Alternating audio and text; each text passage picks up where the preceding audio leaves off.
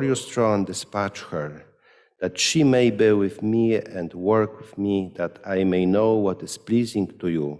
For she knows and understands all things, and will guide me prudently in my affairs, and safeguard me by her glory. Thus my deeds will be acceptable, and I will judge your people justly and be worthy of my Father's throne. For who knows God's counsel, or who can receive what the Lord intends? For the deliberation of mortals are timid, and certain our plans. Amen. So that was a prayer of Solomon, and somehow we ask for the wisdom which God gave to Solomon. First of all, I would like to welcome once more all of you here present. And after this introductory welcome speeches, we will have a chance to present ourselves, every one of us.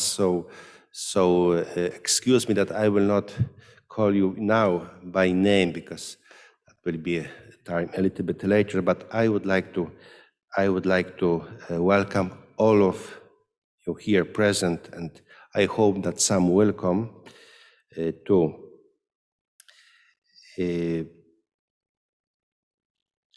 So let me start with this first opening address. Looking at the history of Christian faith, we can see that more or less about every 500 years, there were some serious breakthrough within the Christian community, which forced us to rethink how to better proclaim Jesus Christ to the contemporaries. Symbolically, of course that was longer time, but I just make it kind of a symbolic scheme.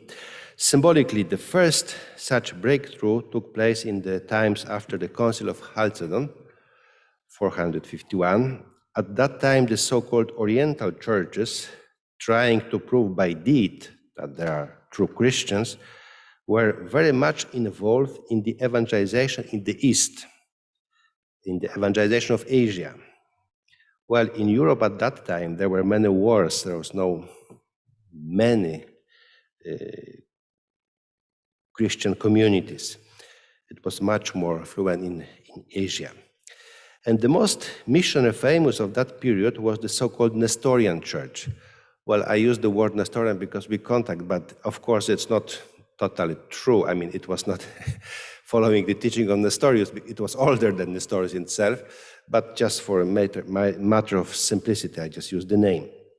So, for centuries, it was considered heretical, separated from the communion with Rome, but contemporary ecumenical dialogue shows that these differences were essentially cultural and linguistic.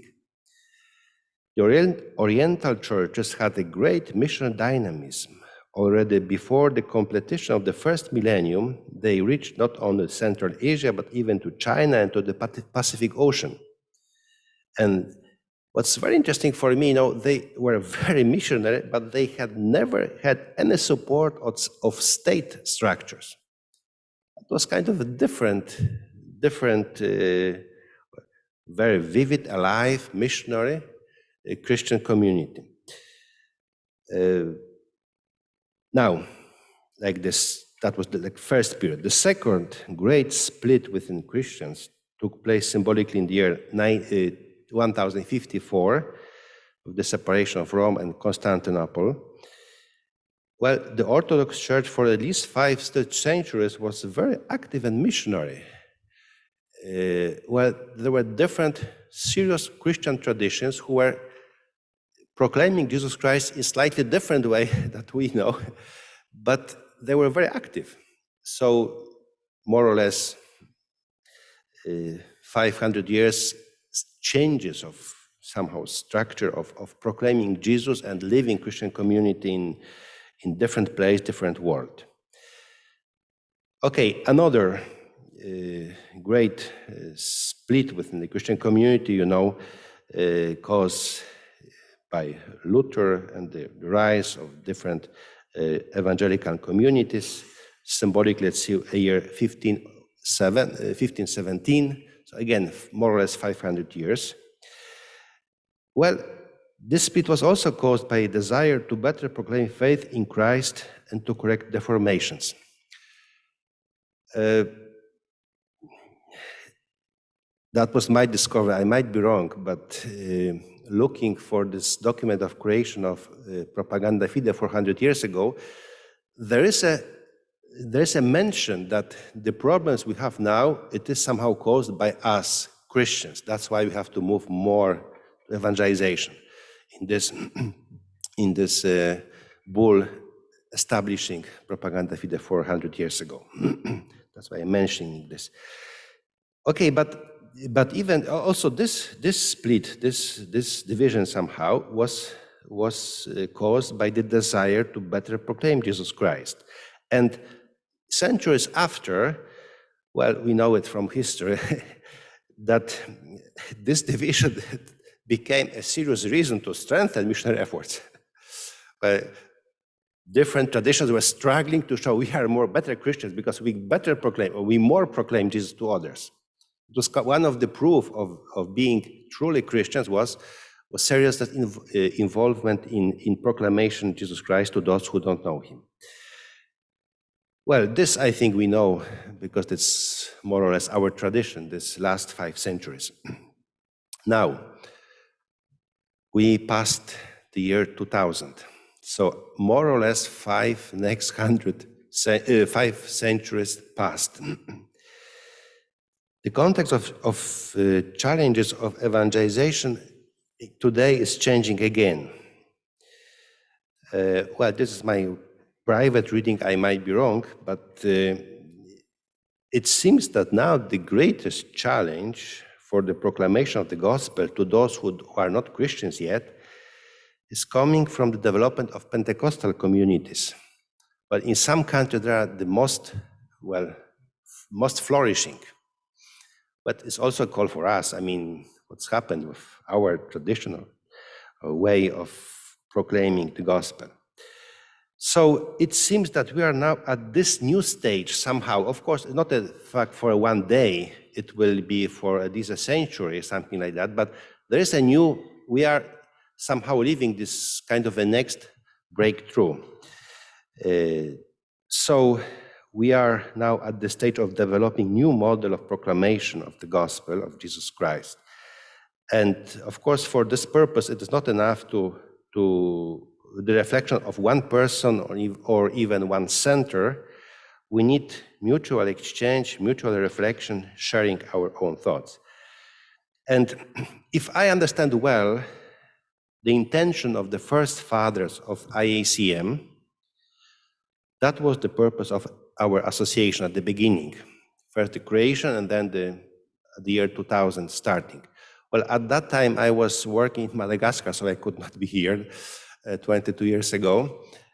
So only what I've heard from those who are participating in those meetings. So those who started, they think, okay, we are on the breakthrough of the new somehow pattern or paradigm or new ways of proclamation of the gospel. So it's better to do it together because we have, larger perspective.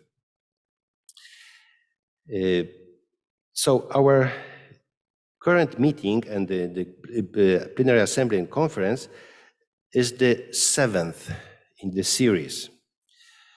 The founding meeting and the first conference took place on 17 to 20 of October of year 2000 here in Rome. And the theme of the conference was, "Who do you say that I am? Missiological and missionary responses in the context of religions and cultures." And that at that time, our association was established.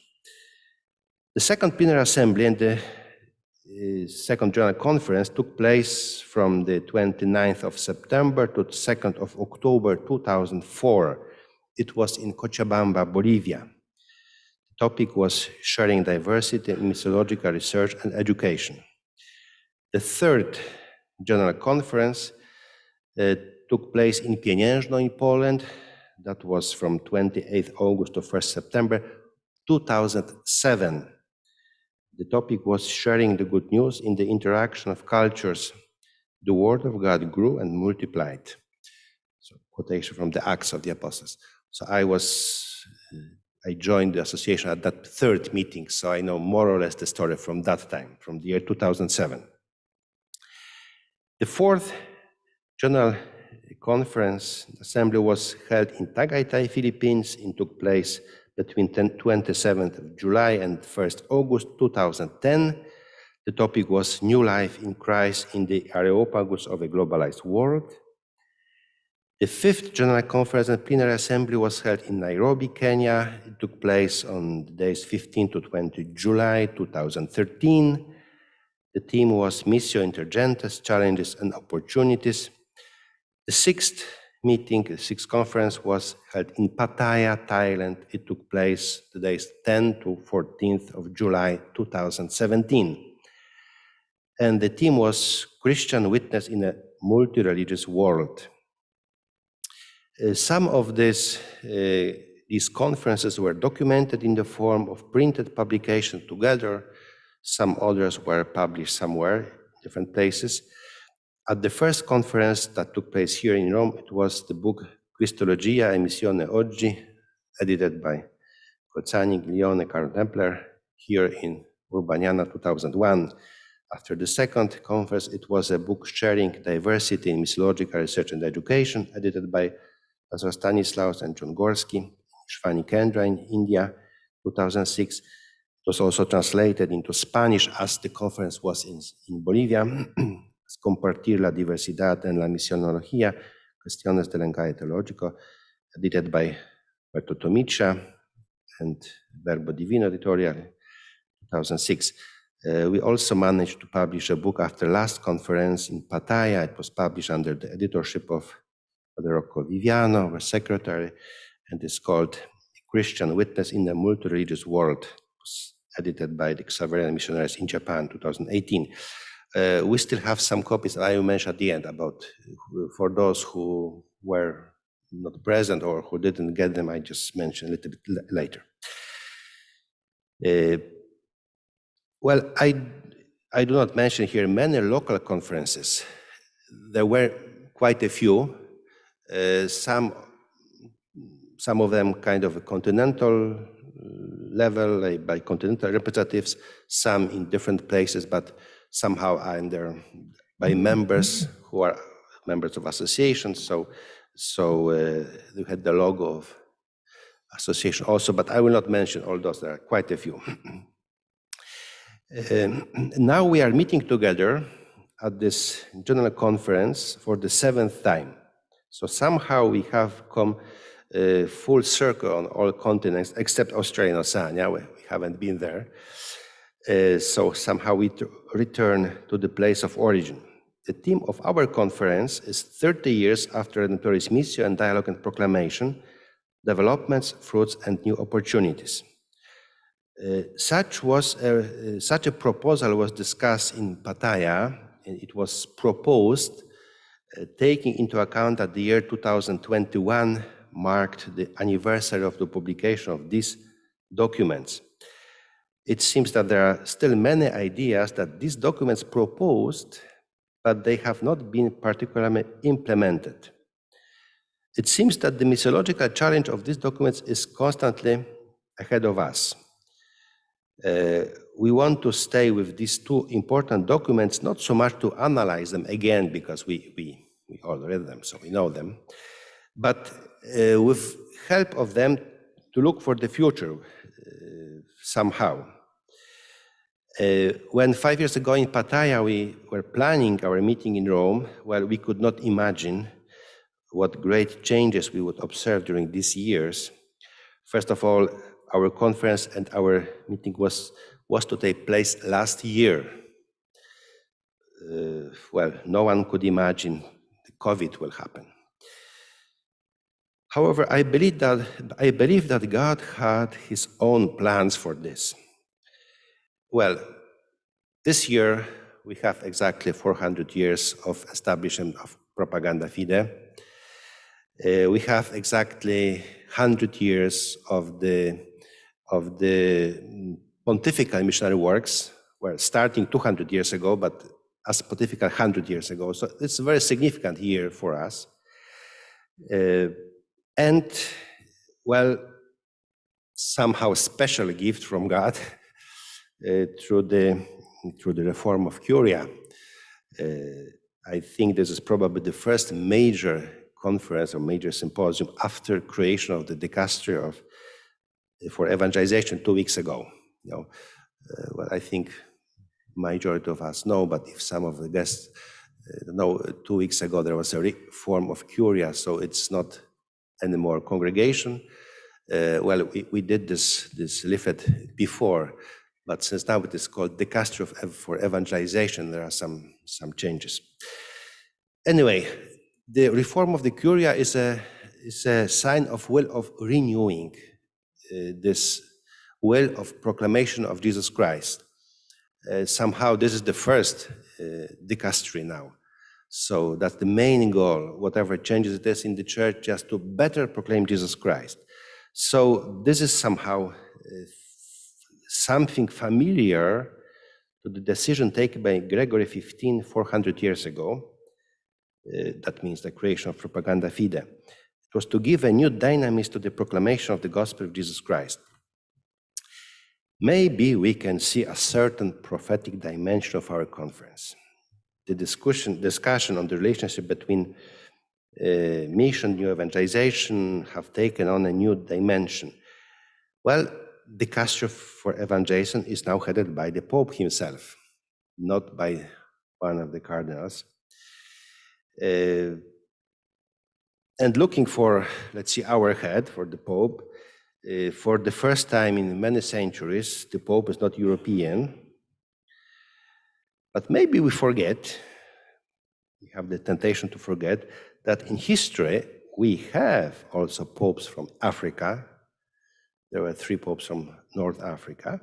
And we have some, well, I didn't count them, from Syria and from Middle East in the first century. So it was not always from Italy or not always from Europe. But why I'm saying this?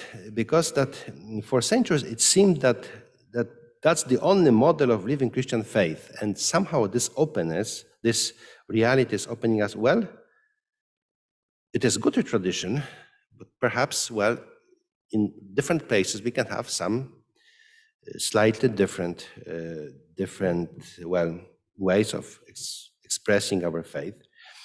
Well, only the Holy Spirit knows if the next Pope will not come again from another continent, but this does not change in any way the truth that the Church of Christ is universal. That means truly Catholic. Well, I don't want to add here now to so many detailed information, but when I'm looking at I like to start analysis of the documents of the Pope from the footnotes or from the references. And usually it was, in the past, it was usually from the documents, from the council, from the previous popes. Now Pope Francis is very often quoting different local episcopal conferences in different places of the world, even documents for the whole church, but they are from different places in different countries, sometimes from one country, sometimes from conference like CELAM or FABC. So it is somehow he shows that he wants to change something, this looking, not only from one perspective. Okay, our speakers will offer us the fruit of their reflection, but since I have a voice, I want to start with my small, I don't want to take too much time, but I want to share with you some example of my reflection. The encyclical Redemptoris Missio identifies the territorial dimension of mission activity as one of the dimensions. However, it defines it only as temporary. Not only in Rome here, but also in my university in Warsaw, we have students from Africa and from Asia. Well, it's an interesting challenge for us. I'm joking sometimes because I'm on the chair of missiology, that the missiology have to, reopen the full faculty of theology, starting from language. Not everything is important. Starting from some things which seems to be obvious for people living there, even for those who are teaching theology, when we have contact with some students coming from different continents. But I'm sure this is the case everywhere. And also, on the other hand, some Europeans, also some of conference, are studying outside of Europe. So this is opening somehow larger perspective.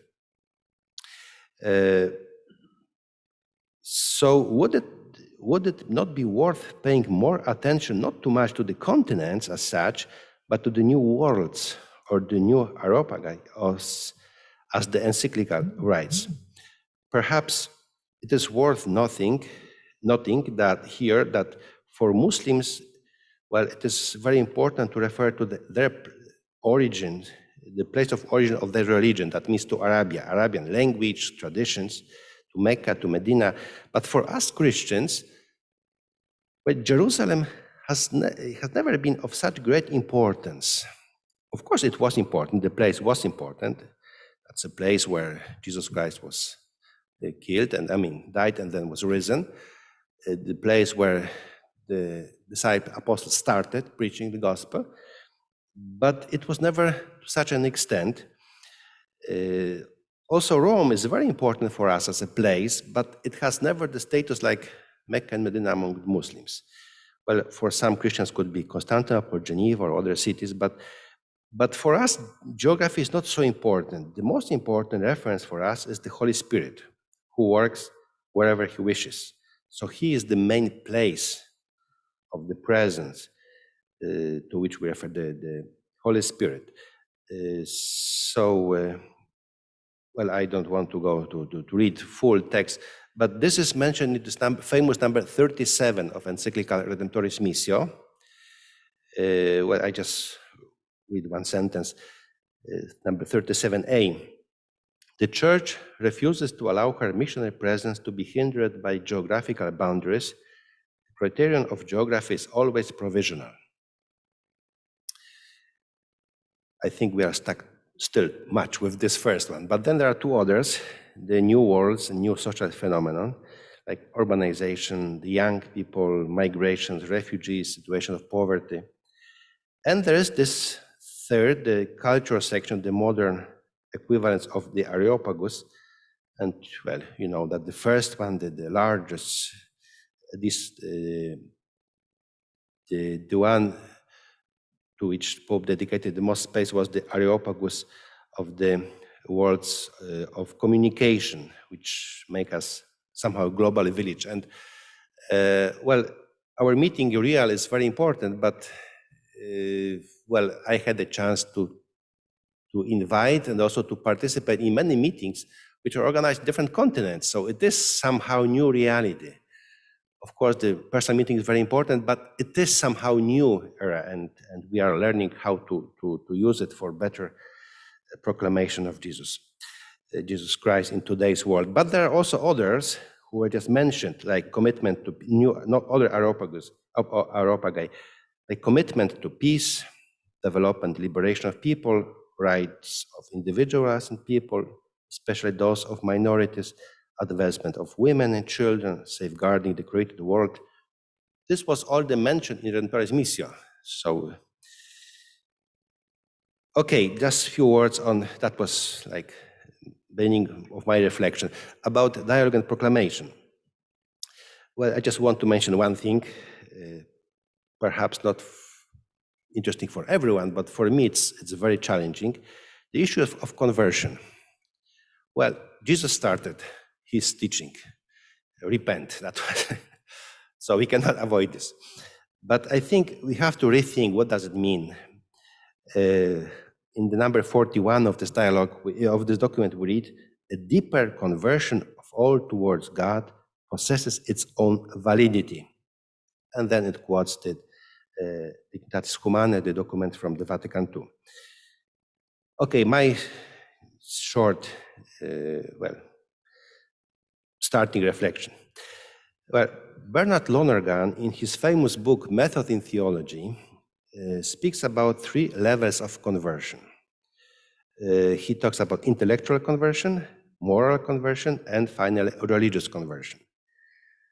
I think we know quite well. There are some good elaboration of this moral and religious conversion. I want to stay just with the intellectual conversion.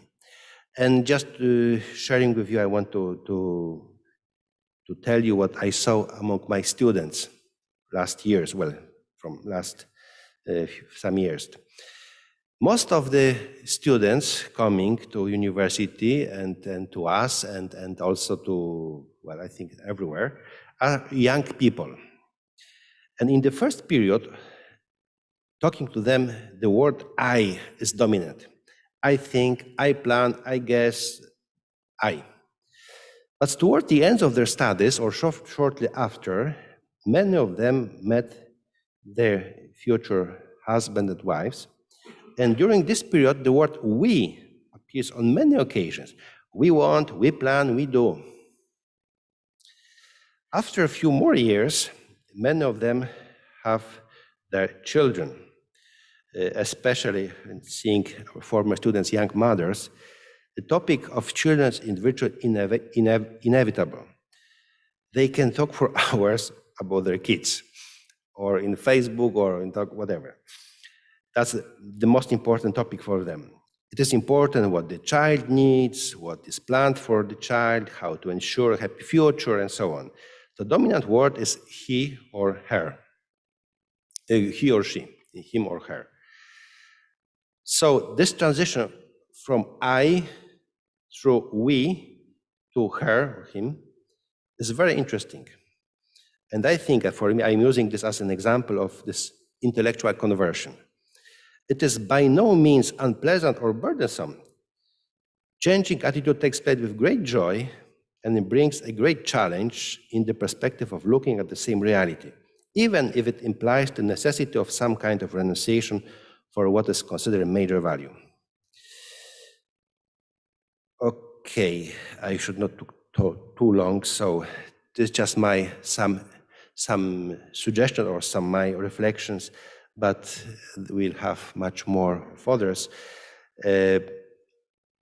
We also have the words of welcome from our co-organizers. That mean director of Urbana University cannot be here present at the moment, but where's Father? Oh yes, please. So please.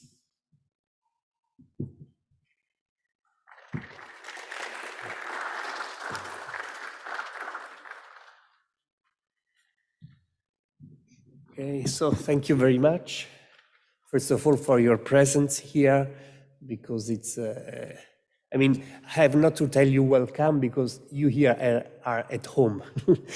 This is a place where mission, missiology, dialogue, meeting, interculturality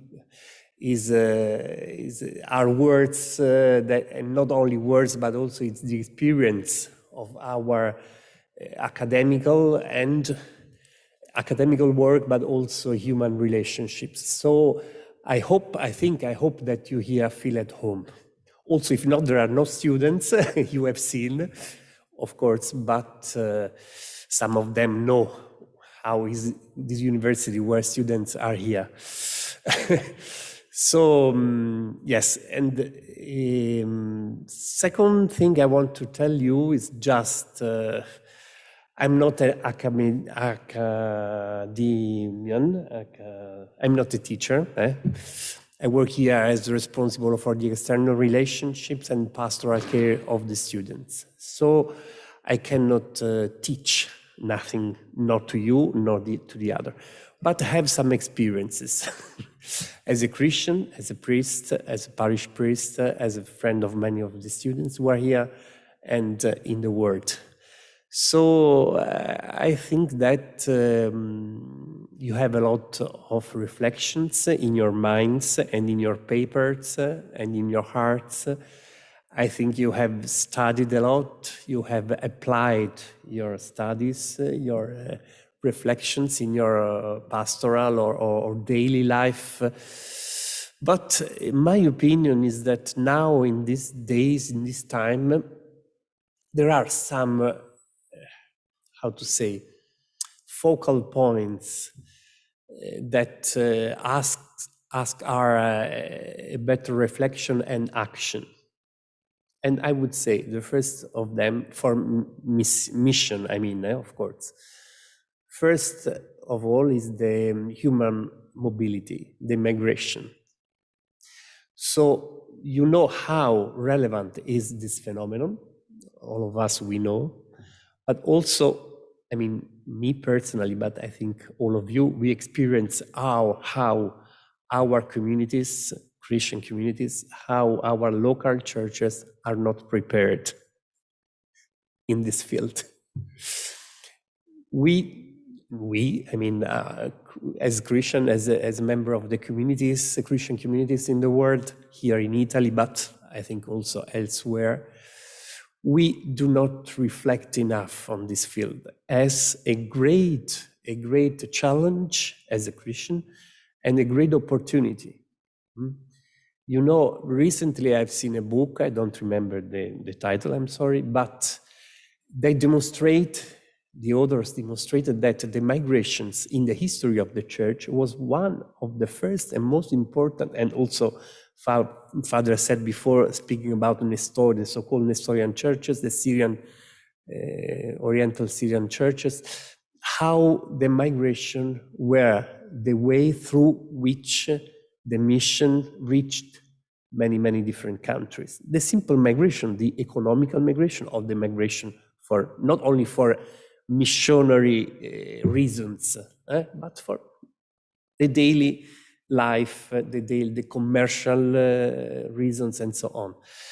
But now the migration has reached a relevance and the numbers that I think ask us to have a deeper reflection on this field, how migration is not only a quest for, how to say, of assistance, help, but also to give to people, the new people, to share with the new people, let us say, our treasures. This is the first. And the second one is the peace.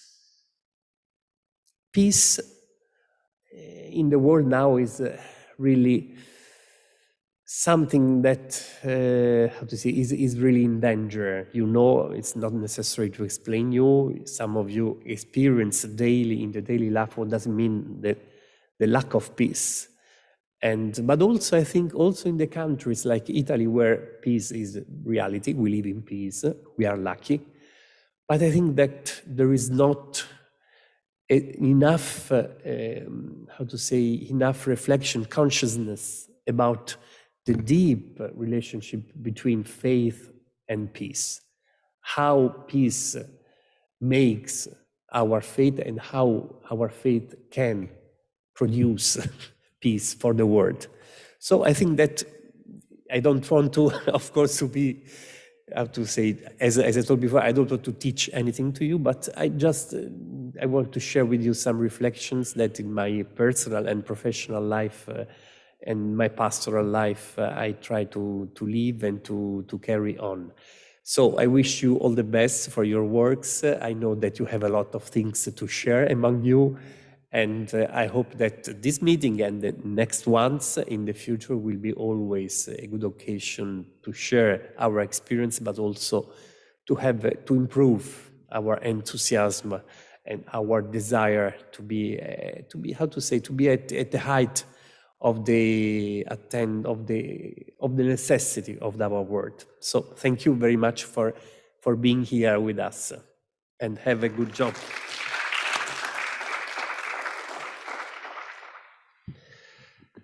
Another co-organizer of this conference is now it's called the Dicastery of Dialogue, or for Interdialogue. Sorry, I used to know the former name. So, Father Indra, please.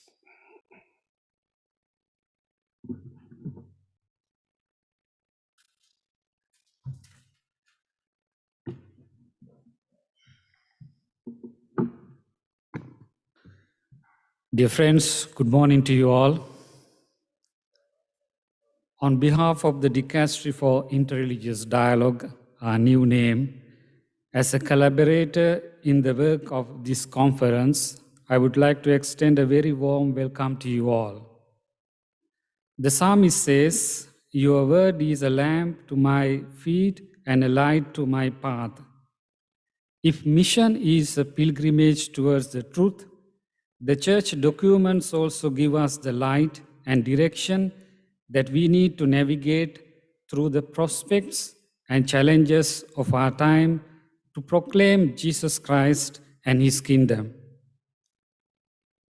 The church is ever on mission, always on pilgrimage, never for its own sake, always looking forward to communion with God and with humanity.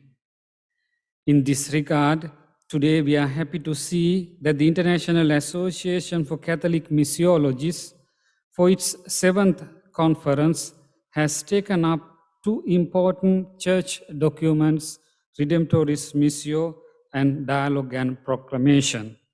The latter was, in fact, the work of our dicastery. Published 31 years ago, they are not just groundbreaking achievements, but ongoing summons for mission.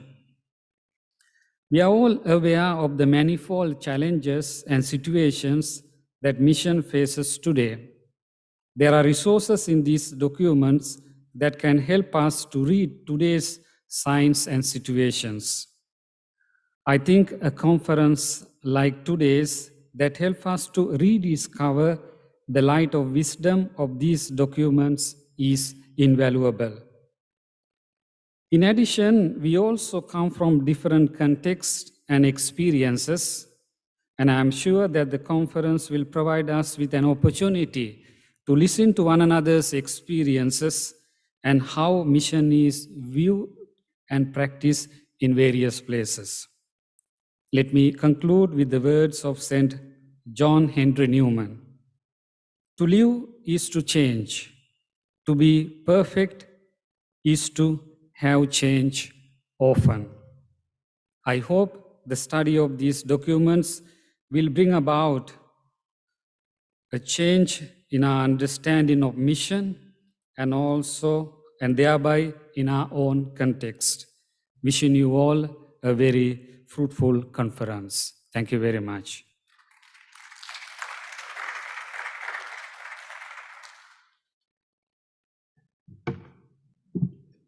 Before we go to next part, sharing and presenting ourselves, I have one small announcement. We received this book as a gift, so from Banana University. So if anyone does not know it and didn't see it, there are posts over there, so it's a gift for us, so everyone can take it. That's one thing, and the other, I mentioned that we still have some small books of our last proceedings. So those who were there received those, but perhaps some of you don't have it yet. So if you don't have it and want to take a look, at the end there are also statutes, because some people were asking, they're on the website, but also at the end of this book there are our statutes for those who are members of association. I want to check. Well, this is also a gift. If you can help with transportation, have to be sent somehow. Someone want to just leave a kind of €5. That's but feel free. I mean, it's not so we can just. And I've heard that there are also some other who have their books who want to share. So I think we can just leave it there, and thus, if someone wants to just share or give his or her books, that will be a kind of a chance. And if you wish to, let's see, to give it, just can write, or if you want to, well, get something, you may just leave an envelope. So I think that will be the easiest way among us. We don't have to have a formal thing. So that's some informations which we received. And as we said yesterday, now we would like to spend some time on presenting ourselves. Well, we have our cards with our names, but sometimes we don't know who the other person is, who is, and what is doing, or what kind of research is developing, and this could be a chance. So we will pass the microphone, and if you can say in a few, perhaps not for an hour, but just a few minutes, presenting whatever feels interesting, kind of either place of work or the team of research. So Father Marcus already has a microphone, so I don't know if we can start this with you. Yes, so we have the portable microphone, and maybe just if you briefly introduce yourself, just for 1 minute. I like you said, I will start. My name is Markus Luber. I'm in charge of the Institute for Global Church and Mission in Frankfurt. It's at the Jesuit Graduate School, St. Georgen. But it's an initiative of the German Bishops' Conference, just to strengthen the reflection on mission, and of course in the frame of interculturality and inculturation. We have a very broad way of looking at the mission at the church in fields like mission and healthcare, mission and education, mission and migration that was mentioned, and also, of course, mission history, especially women in mission history and women's congregations. There is also a colleague from the Institute presenting later on. Who wants to continue? Maybe from this side. Sister, may I ask you just to introduce yourself briefly? I'm Sister Zenzili, Franciscan Missionary of Mary. I am more historian, and I have written, we have published the first book on mission. The first missionaries were sent in 1896. So I wrote the history of my congregation from 1896 to 1960, because I'm from the Democratic Republic of Congo. So that book has been published, and now I am pursuing writing the second volume, and I am now in Florence.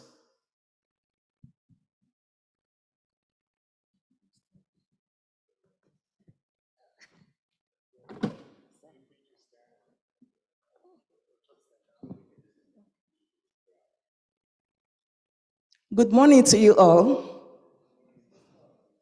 I'm Sister Mary June Iwenofu from the Congregation of the Sisters of the Immaculate Heart of Mary, Mother of Christ.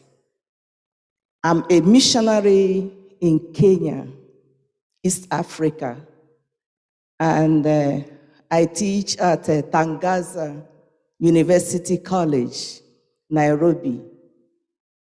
I'm in charge of mission studies there.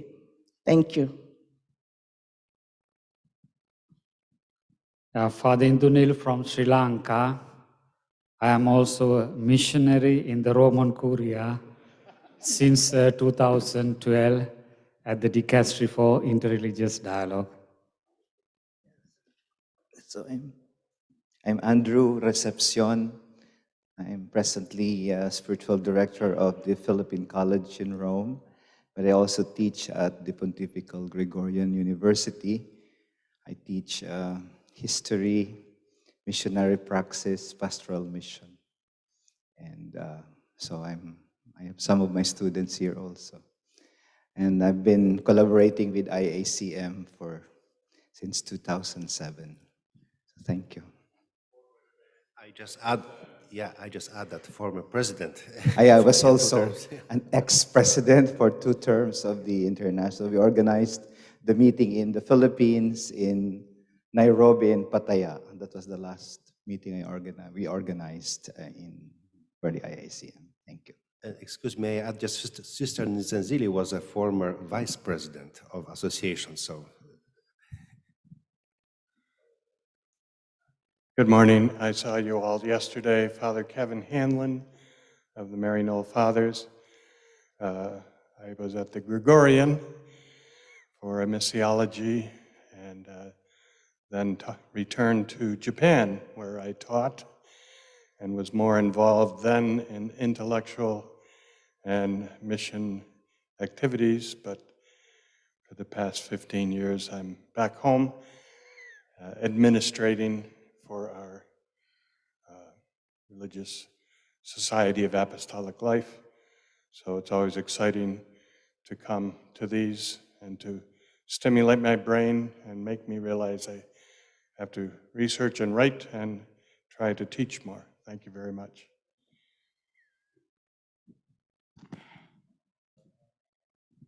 Father Hanlon is our treasurer.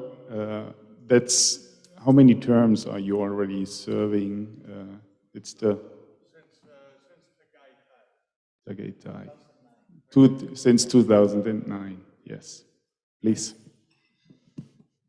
Good morning, I'm Father Jean Farah, Lebanese, from the Cynical missionary community. No, how do we say? La communauté missionnaire du Cénacle. So we are a small Lebanese missionary community, born in 2003. And after that, after 10 years in mission in West Africa and in the Middle East, I came with my co-sister. I don't know what we call we say my sister in community here in Nurbanyana, and we made a PhD in missiology. And after that, we came back to Lebanon, and we are working in the cooperation, animation, formation, missionary field. And we have a newly born institute, the Cynical Institute for Missionary Formation. And that's it. We teach in this institute, and we are here with you. Thank you.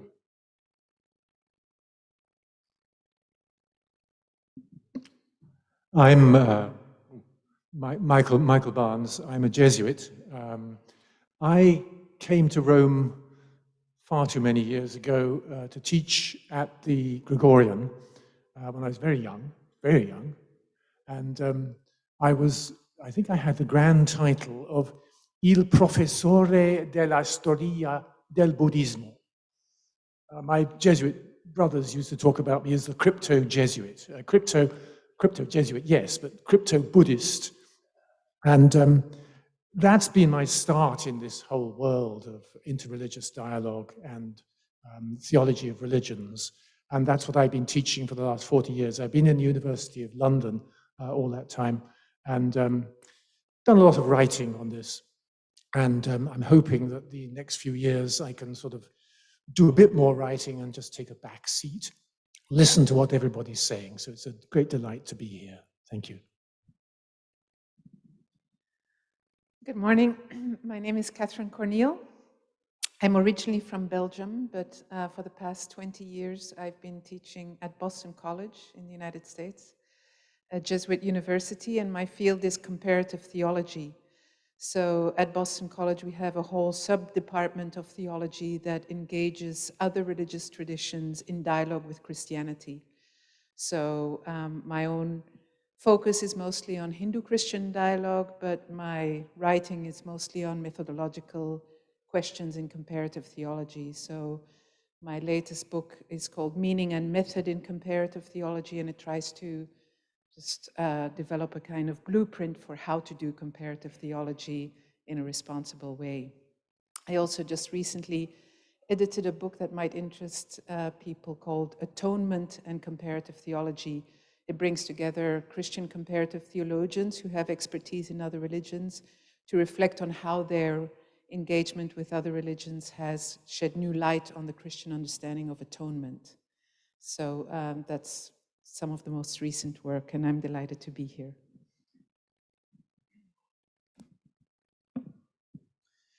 My name is Leandro Fontana. I come from Brazil, but I've been in Germany for the last 10 years. I did my PhD in interreligious dialogue, and then I started a project in 2019 together with Father Markus Luber on Pentecostalism, especially the political engagement of Pentecostals in the Global South. And this is what I am busy with in the last years. And I'm going to bring the perspective of Latin America reception of these documents in the conference. Good morning to everyone. I am Father Victor from India. Right now I am in a missiological institute called Ishwani Kendra, situated in Pune, near Mumbai. This center is involved in training missionaries to other countries, overseas missionaries, particularly all those going from India. We have a regular feature, about 3 weeks of training program, which is currently going on actually. And then also we conduct research conferences on mission and mission-related areas, plus renewal programs for religious laity, interreligious dialogue in and around Pune. Also, the conferences that we organize is also at the level of the national conferences, as well as at the level of Asia in collaboration with the FABC, let us say before pandemic. Now, after the pandemic, gradually we have reopened and then started our program. Also, I'm teaching at the Pontifical Institute called Jnanadeepa, run by the Jesuits in Pune. Thank you.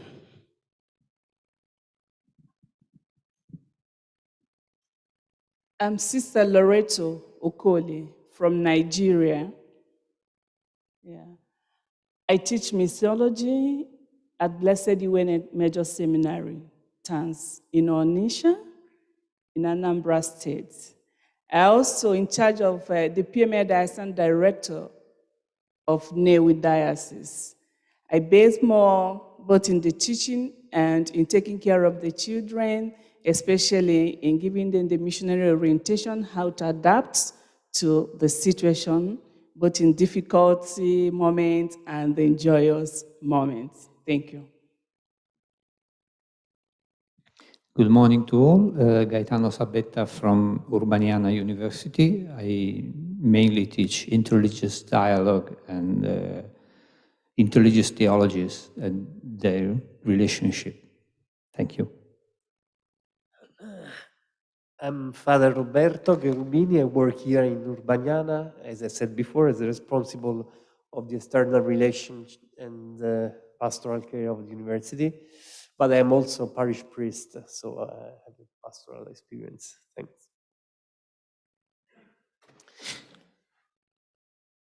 Good morning, Fernando Luis Bajeto Mercado. I am a Jesuit from Puerto Rico, actually studying missiology at the Gregorian, finishing the license, staying on for the doctorate. Thank you. I'm Michael Rossman. I am a Jesuit from the United States. I am a doctoral student at the Gregorian. My interest is the use of new media for evangelization.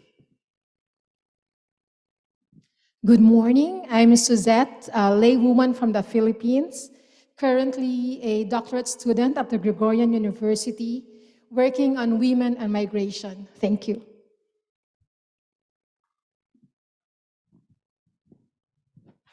Good morning, everyone. My name is Gianni Criveller. I am number 13 in the list, in case you did not get my last name, which is sometimes difficult to pronounce. I am a PIME priest and missionary.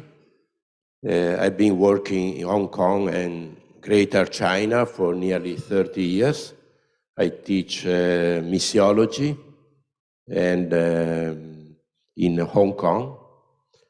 Since a few years, I'm posted here in Italy, in Monza, a city near Milan, where I am Dean of Studies of our International Theological School, which is affiliated to the Urbaniana. I also teach there Christology and missiology. Recently, I've been writing especially about the situation of in China, Hong Kong, and Myanmar, especially about the conflicts going on there. Thank you. Good morning to all of you.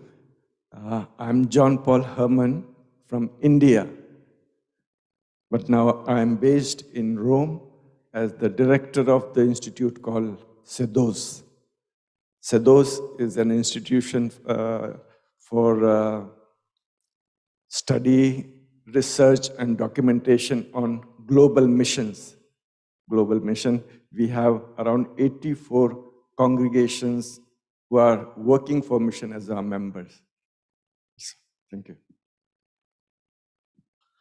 I am Antonio Gilberto Marqueses, a Swede, the Divine Word missionary. I used to work for the Divine Word Institute of Mission Studies in the Philippines, but I am currently enrolled for the third cycle program of the Gregorian University for the Faculty of Missiology. I'm working on the theme of eternal life and mission in the context of one of the tribes in the Philippines called the Mangyans. Thank you. Good morning. I am Jinto John. I'm a Catholic priest from India, belong to the Syro-Malankara Catholic Church, one of the Eastern Catholic churches. And I belong to the eparchy of St. John Chrysostom of Gurgaon. The eparchy territorially occupies 70% of the whole Indian territory, but it's purely a missionary eparchy in the sense we have very few faithful as Syro-Malankara Catholics. So by primary action, it would be an eparchy for mission ad gentis. I finished my licentiate from the Pontifical Oriental Institute in Oriental Canon Law, and yesterday I passed my Lectio Coram to begin with my doctoral studies, again in Oriental Canon Law. My interests are to deal with some of the canonical problems which hinder and which could help mission ad gentis by the Syro-Malankara Catholic Church in India. Thank you. Good morning. I am Jigme Thomas, again from the Syro-Malankara Catholic Church, an Oriental church, one of the Oriental churches in India, and belonging to the Diocese of New Delhi in North India. I'm a student also of Professor Andrew Reception, trying to work a thesis on the role of lay catechist in evangelization, because I have worked in the missions and then I realized that most of the mission work is actually done by the lay catechists, and the priests are all there for the sacramental purpose, and also I'm trying to, and Father Andrew is helping me for that. Thank you. My name is Catalano Roberto. I'm in Italian. I lived in India 30 years. For the last 13 years, I've been co-director for the Center of Interreligious Dialogue of the Focolare Movement. And recently, I shifted to a small university, 150 students, 13 years old, so one of the latest additions in the panorama of institutions. In the university, I teach theology and praxis of interreligious dialogue and theoretics for a culture of dialogue.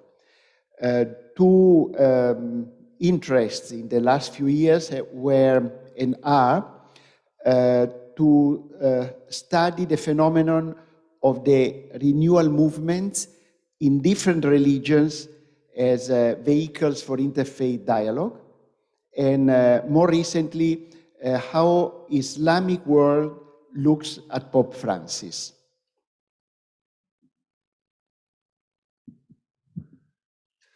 My name is Mariusz Pasternak. I was a missionary priest in Japan for Hiroshima Diocese. In Hiroshima, I often listen about atomic bomb, about war and peace. Now is war in Ukraine, is in Europe. The war is possible too. But come back to Poland and working for my diocese. My diocese is Sosnowiec. Thanks very much. Hello, good morning. I'm Chibueze Udeani, a Nigerian by birth. Currently, I'm the professor for missiology and dialogue of religions, holding the chair for this at the University of Würzburg at the Theological Catholic Faculty. And I'm also heading the Department of Practical Theology at this university. From Nigeria, I did my studies in philosophy and theology, got my PhD in Innsbruck by the Jesuits, where I majored in systematic theology with the emphasis on enculturation as dialogue between the cultures and the message of Christ. In my postdoctoral research, I moved into religious studies, where I busied myself with more on dialogue and understanding among religions and cultures. My last book, the current one, came out last 2 months with the title Intercultural Hermeneutics in Understanding Cultures and Religion, for those who might be interested. My interest has always been in the area of dialogue, missiological models and approaches. How can the present challenges of our time be addressed from the perspective of theology? And this is what we're doing our research. Added to that, my emphasis in research is also in intercultural theology and philosophy. These are the areas where I try to navigate. It's a pleasure being here. I joined the association last year. I'm now realizing I've been missing quite a long time, and I hope to get myself nourished. Thank you.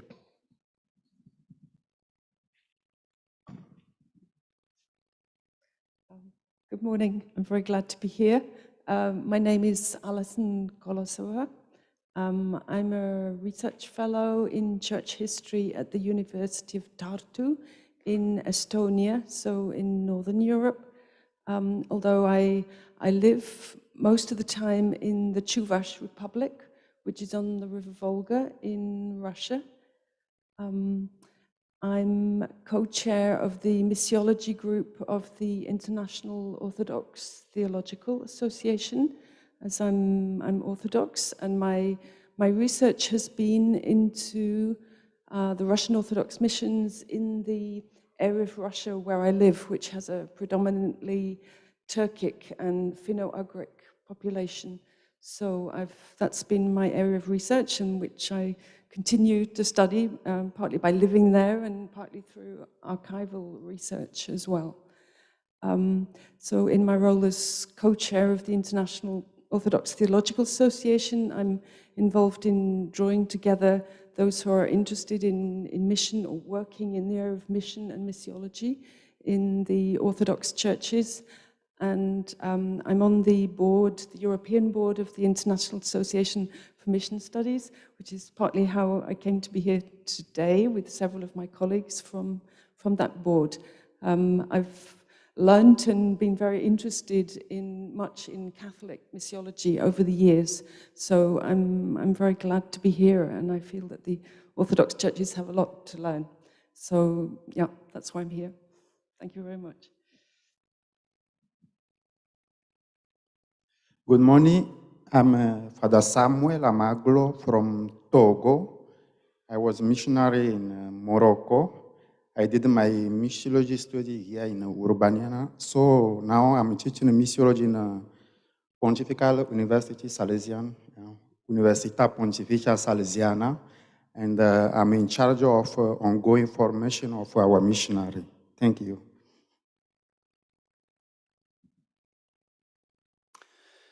Good morning. My name is Jean-Georges Gantenbein. I'm Swiss and French living in France. I'm a Protestant minister, and I am in charge of regional director of our church.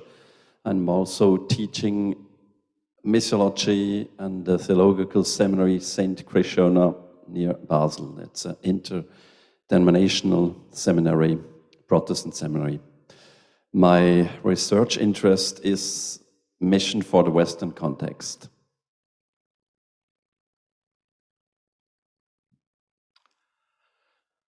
I am Norbert Hintersteiner. I am a native from Austria, having had an interest in intercultural theology, interreligious studies, comparative theology for a while.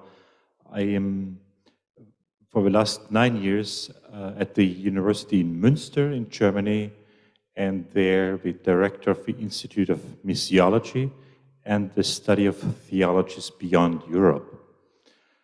I understand my position there as a chair of missiology in the Catholic theology faculty in an ecumenical sense. From that perspective, I have always been interested in the last years to also collaborate with YAMS, the International Association of Mission Studies, and I think the future of mission has to be an ecumenical mission. So this is one impetus, and so for my recent research interests, I'm focusing on the Indo-Persian missionary history and found a little niche in the 17th century, some texts of Jérôme Xavier, who lived in the beginning of worked in the beginning of the 17th century at the Mughal court. Thank you.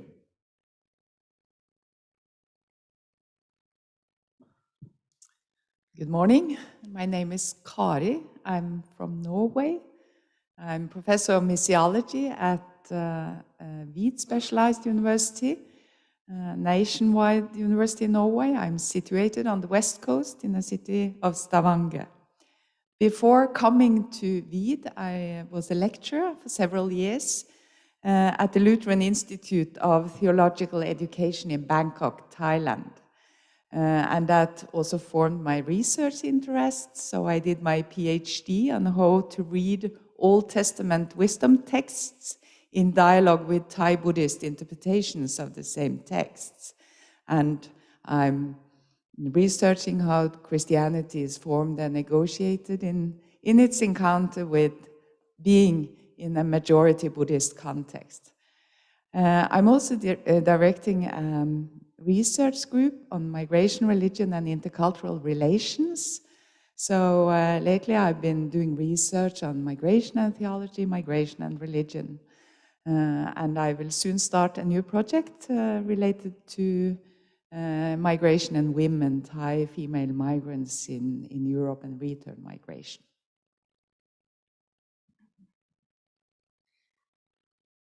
Good morning. My name is Dorottya Nagy, and I belong to the same group as Alison, Kari, whom else, Jean-Georges, and Norbert, of course. So prior to this conference, we had our board meeting organizing a conference in 2023 on human dignity from and beyond the Black Sea region. So my name is again Dorottya Nagy, and I'm professor of theology and migration at the Protestant Theological University in Amsterdam.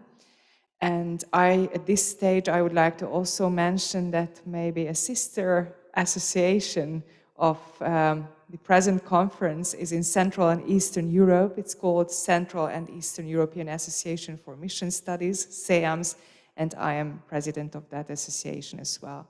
So I hope to see you, and it's really an honor and pleasure that we can be here as a group.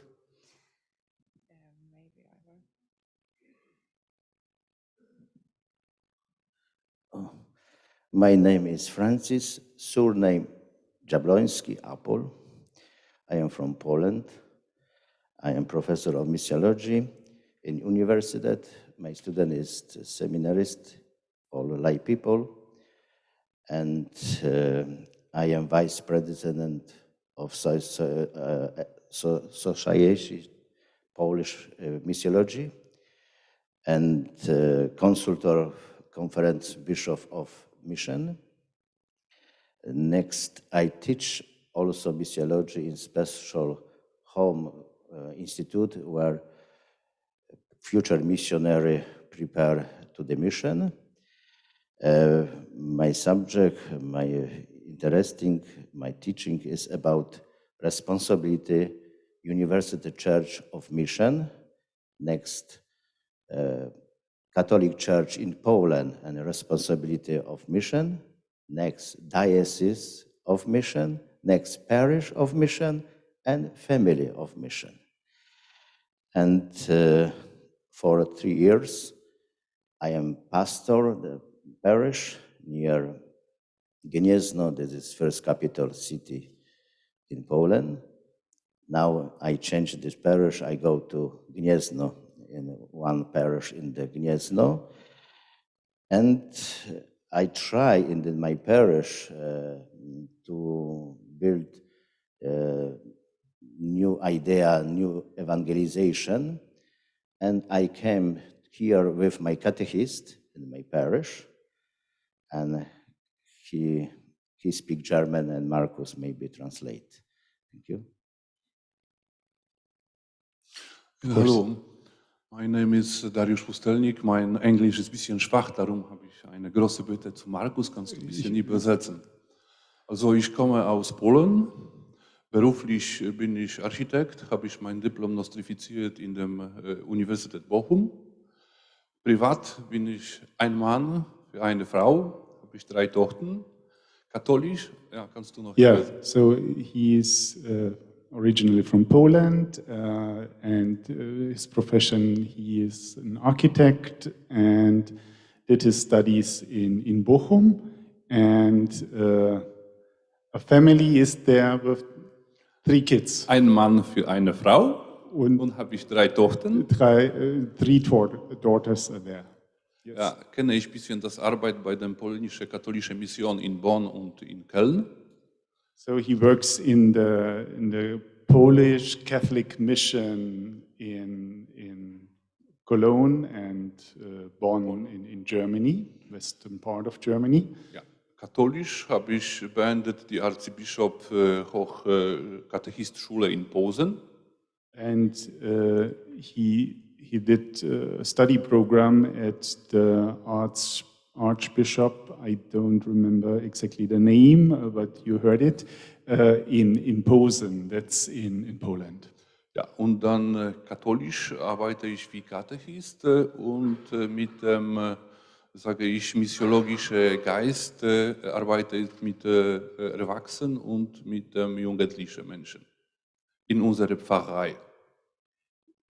Yeah, so he works as a catechist and as a particular engagement within the parish, he works with the adults and in the youth pastoral. Dankeschön. Confirmation, yes, all right. Good morning. My name is Nidal Baroud. I came from Lebanon with Father Jean. I have been in Morocco for 2 years, and after in Algeria and Burkina Faso, Mali, Niger. And since 2009, I have studied here in University Urbaniana Pontifical, but also I have got a great experience because not only I have studied here, but I lived here for 3 years in the entrance in the Collegio San Giuseppe. And all my teachers, professors are here, and my friends also. And my research is about catechesis and the spiritual missionary. Thank you.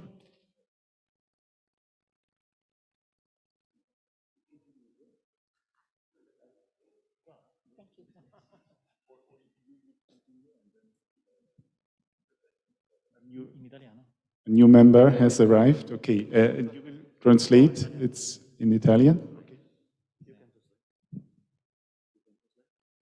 Quindi state alle presentazioni? Ok.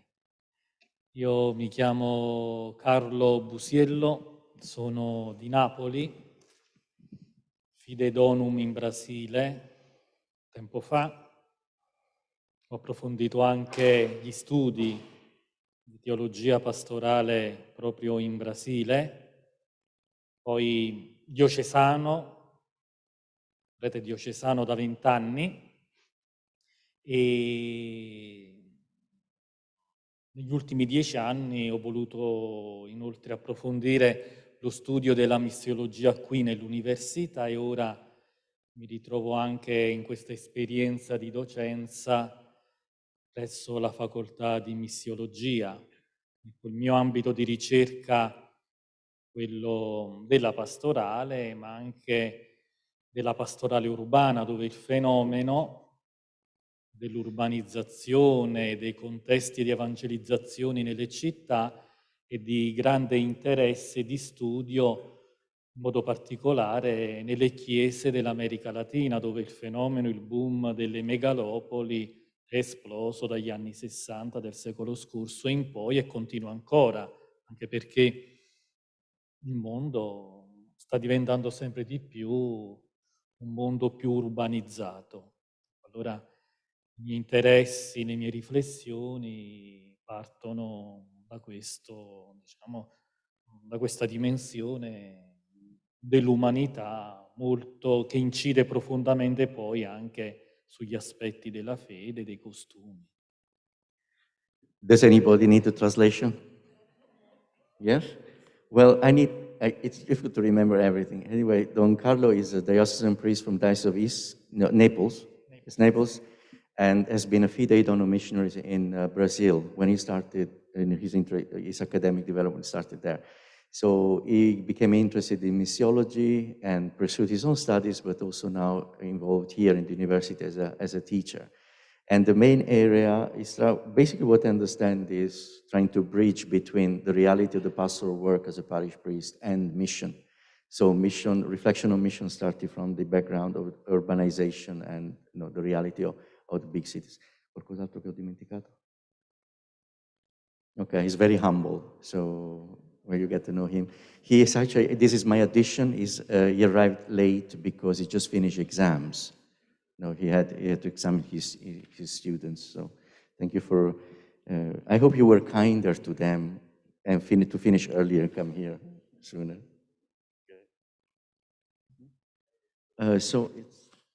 My name is Rocco, is the man behind the thousands of emails you have received. I'm Italian originally, so I have this tendency of speaking a lot. Now the question is, we are finishing early because, as I mentioned yesterday, was a change of plan. Now I give you a choice. We can either respect the timetable, so I can introduce myself in about 45 minutes, is okay? Or we finish earlier and we go. What do you think, Michael? I would like to listen to you for the next 45 minutes. That was a joke, yeah. Marcus. Sorry. We didn't prepare the act, it's just spontaneous. I'm now working in Japan. I am a member of the Society of St. Francis Xavier for the Missions. We are normally known as Xaverian missionaries in the places where we work. I finished my formation as a missionary in 2000. Then my congregation decided that I was not so good, so they decided to exile me, and they got rid of me 1 month after the ordination. Little they knew that it was a blessing in disguise. So I was sent to London to do mission studies. And I ended up at Heathrow College and at the Missionary Institute simultaneously. And at Heathrow College, I discovered that there was a newly started whole MA program about Christianity in dialogue. And Michael Barnes was the convener. So I just fell in love with the program. I was accepted because normally it would not have been acceptable to have a student doing 2 master's degrees in 2 different places. It's not illegal, I checked, but it's discouraged. But it was really a life-changing experience. It's not that I chose it. I think God has really led me on this path. There have been many, many instances where I've really felt this vocation to interreligious dialogue. I will not be telling you all about it. Then I worked in the Philippines. I was involved with the Muslim-Christian dialogue. And at the end, the superiors picked me up again, sent me to London to finish my PhD in theology of interreligious dialogue, which I did at Heathrow College on a very controversial topic, the ecclesiological and theological thought of Pope Benedict XVI on interreligious dialogue in the context of modern papacy. It was a life-changing experience again. Now in Japan, I have been blessed in many ways. After finishing my studies of the language, the ones who have been in Japan know how hard it is. Catherine and Kevin and finishing Japan, there was a plan of involving me in certain interreligious dialogue. At some point, it didn't work out, but I received a phone call from the Archbishop of Osaka asking my congregation for my help, in particular, to start a diocesan commission for interreligious dialogue, which tells me that there is a real interest on the part of the bishops, at least a few, to make interreligious dialogue a reality in the life of ordinary faithful, in a context where they live in a multi-religious, interreligious society. Now, these Catholics are sometimes a one-member Catholic member in a Buddhist family or in a Shinto family. And it is dramatic sometimes. They don't know how to be Catholic and have good relations with their own relatives. So it is a pastoral issue that pressed the bishop to want to start this commission for interreligious dialogue. Then I became also involved in other ministries, but also the Bishops' Conference has a commission for interreligious relations, and they asked my superior to make me part of it. So this is my full time. There are several other stuff because we are in small numbers and have a lot of things to do as a missionary congregation. But I'm blessed because I'm really in full-time interreligious dialogue ministry. I consider myself really lucky because since I started my academic involvement, I've never been allowed to be only an academic. I've always had to do both. And I think that has really reached me a lot. And I believe that this is very important to have an experience, but also to continue serious reflection. Theory and practice have to help each other if we want to be really effective in mission. So this is something about my own experience, and I think it's also something of the background of the conference we are having now in these days. So, well, we have more time today to get to know each other, and I give the word back to our Vice President. Yes, so thank you very much. I'm really impressed and somehow also touched because this is very international, a very intercultural community, ecumenical. So I'm very happy that you're here. It's also inter-ritual, can I say that? The Syro-Malankara. So I'm touched because somehow I realized what a tremendous richness is offered here with your presence. And so I think,